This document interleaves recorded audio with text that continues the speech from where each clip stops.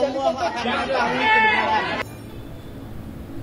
Mantan Menteri Pendidikan, Kebudayaan, Riset, dan Teknologi Mendikbudristek Nadiem Makarim resmi ditetapkan sebagai tersangka kasus dugaan korupsi pengadaan laptop Chromebook di Kemendikbudristek pada tahun 2019-2022. Pengadaan laptop tersebut menelan anggaran hingga 9,3 triliun rupiah. Negara diperkirakan merugi sekitar 1,98 triliun rupiah karena kasus itu. Direktur Penyidikan pada Jampitsus Kejaksaan Agung, Nur Cahyo Jangkung Madio, menyebut Nadiem ditetapkan sebagai tersangka setelah ada bukti yang mencukupi mengenai keterlibatan Nadiem. Pada hari ini telah menetapkan satu orang tersangka dengan inisial NAM selaku Menteri Pendidikan, Kebudayaan, Riset, dan Teknologi periode 2019 hingga 2024, kata Nur Cahyo dalam jumpa pers di Gedung Kejagung RI pada Kamis 4 September.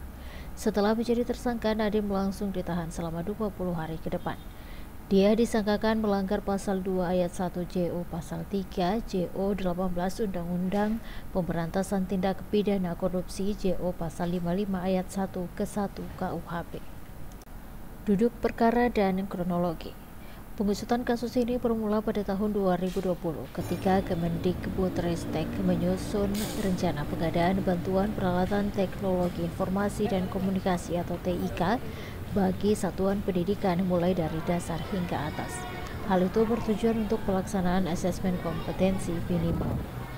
Padahal saat pengalaman uji coba pengadaan peralatan TIK berupa Chromebook 2019 hingga 2019, hal itu tidak berjalan efektif karena kendala jaringan internet. Berdasarkan pengalaman uji coba tersebut dan perbandingan beberapa operating system, tim teknis yang mengurus pengadaan itu membuat kajian pertama dengan merekomendasikan penggunaan spesifikasi OS Windows. Namun saat itu Kemendikbudristek justru mengganti spesifikasi pada kajian pertama itu dengan kajian baru dengan spesifikasi OS berbasis Chromebook. Diduga penggantian spesifikasi tersebut bukan berdasarkan atas kebutuhan yang sebenarnya. Kemudian terungkap bahwa terdapat grup WhatsApp bernama Mas Menteri Core Team yang dibentuk pada bulan Agustus 2019 oleh Juristan bersama-sama dengan Nadiem Makarim dan ex-stafsus Nadiem, Fiona Handayani.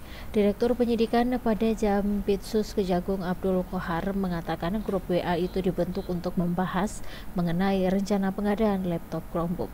Pada bulan Agustus 2019, bersama-sama dengan saudara NAM dan saudari FN, membentuk grup WhatsApp bernama Mas Menteri Core Team yang sudah membahas mengenai rencana pengadaan program digitalisasi pendidikan di Kemendikbudristek apabila nanti NAM diangkat pada tanggal 19 Oktober 2019. NAM diangkat sebagai menteri, kata Qohar dalam jumpa pers. Pada bulan Desember 2019 atau selang 2 bulan setelah Nadiem dilantik, Juristan mewakili Nadiem menemui Yeti Kim dari Pusat Studi Pendidikan dan Kebijakan. Pertemuan itu guna membahas teknis pengadaan TIK menggunakan spesifikasi Chrome OS. Juristan lalu menghubungi tersangka Ibrahim dan Yeti membicarakan pembentukan kontrak yang nantinya diperuntukkan untuk Ibrahim. Kontrak itu dibuatkan untuk Ibrahim agar dia dipekerjakan di PSPK sebagai konsultan teknologi yang nantinya bertugas di warung teknologi di Kemendikbudristek. Ketika itu, Juristan dan Fiona selaku stafsus Nadiem memimpin serangkaian rapat Zoom dengan tersangka Multasyah, Sri, dan Ibrahim.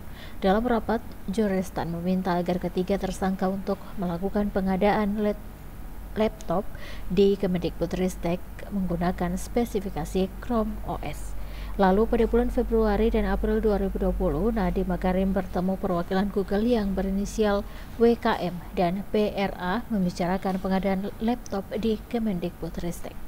Hasil pertemuan itu ditindaklanjuti oleh Juristan dengan melakukan pertemuan kembali dengan perwakilan Google tersebut.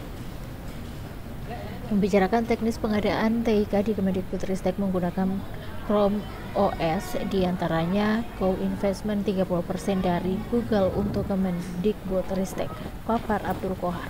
Adapun co-investment 30% dari Google untuk Kemendikbudristek akan dicairkan apabila pengadaan laptop Chromebook itu bisa terlaksana di Kemendikbudristek tahun 2019 hingga 2020. Pada 6 Mei 2020, Joristan kembali menggelar rapat secara daring yang dihadiri oleh Ibrahim, Sri, dan Multasyah yang langsung dipimpin oleh Nadiem Makarim. Dalam rapat itu, Nadiem memerintahkan agar anak buahnya tersebut melaksanakan pengadaan laptop menggunakan spesifikasi Chromebook dari pihak Google untuk tahun 2020 hingga 2022. Sedangkan saat itu pengadaan belum dilaksanakan, kata Kohar. Kepala Pusat Penerangan Hukum atau Kapus Penkum Kejagung, Harli Siregar, mengatakan proyek pengadaan peralatan TIK menggunakan laptop berbasis Chromebook dinilai bermasalah sejak awal karena tidak sesuai kondisi infrastruktur internet di Indonesia. Penggunaan Chromebook sebagai sarana untuk melaksanakan kegiatan asesmen kompetensi minimal pada satuan pendidikan berjalan tidak efektif, kata Harli. Kajian teknis awal sebenarnya merekomendasikan penggunaan sistem operasi Windows, namun spesifikasi tersebut diubah tanpa dasar kebutuhan yang jelas dan akhirnya ditetapkan OS Chromebook sebagai syarat utama dalam proses pengadaan. Diduga penggantian spesifikasi tersebut bukan berdasarkan atas kebutuhan yang sebenarnya, kata Harli. Penyidik menduga terjadi permufakatan jahat yang mengarahkan perubahan spesifikasi agar sesuai dengan kepentingan pihak tertentu dan bukan atas dasar kebutuhan ketersediaan peralatan TIK yang akan digunakan dalam rangka pelaksanaan AKM serta kegiatan belajar mengajar, kata Herli. Meski kajian awal merekomendasikan Windows, Kementerian secara teknis mengganti rekomendasi tersebut menjadi Chromebook. Meski infrastruktur internet masih belum merata, hasil pemeriksaan awal mengungkap dugaan markup harga per unit Chromebook dari nilai wajar 5 hingga 7 juta rupiah menjadi 10 juta rupiah.